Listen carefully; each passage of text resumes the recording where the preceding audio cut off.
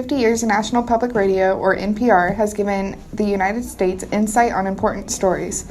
Through this presentation, we will show you some history of NPR, the setback of the expansion of NPR, and finally, the modern development. NPR was founded in 1970, with the first air date in 1971.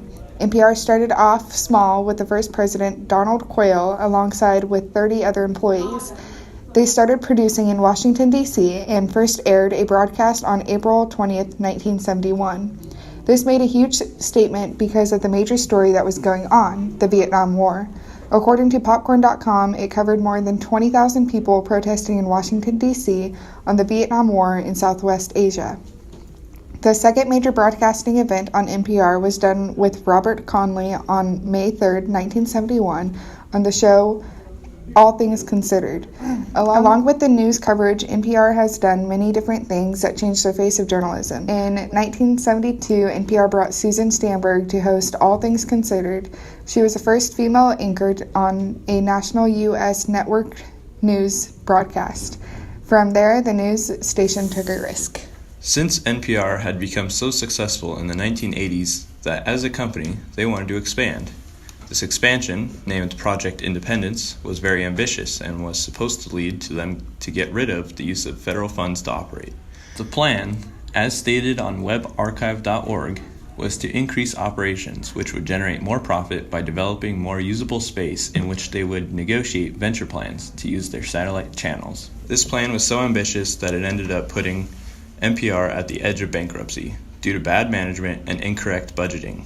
Luckily, NPR was able to make a deal with the Corporation for Public Broadcasting, or CPB, in which they would pay off NPR's debt in exchange for their annual stipend they give to public broadcasters. This did not deter NPR from ever trying to expand again.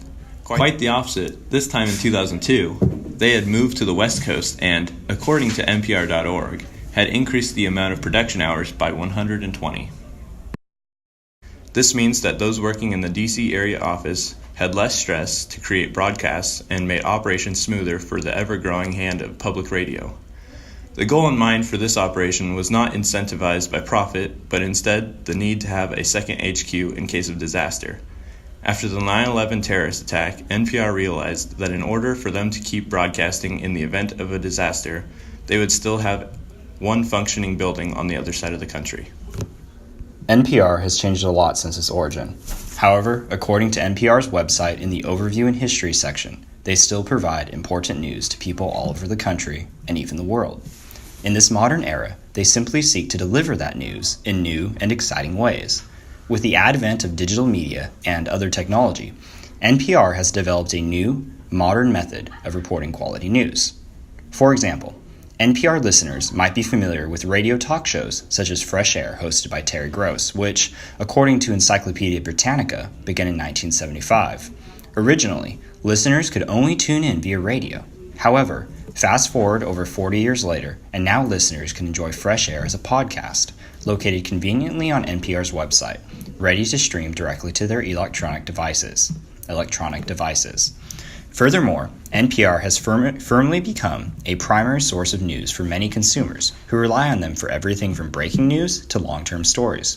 Whether they are reporting via radio or through one of their digital platforms, they continue the practice of independent and diverse journalism. Modern NPR takes pride in being a fair, relevant, and editorially independent source of news on even the most controversial and complicated subjects. In summary, NPR began as a small organization of just 30 employees.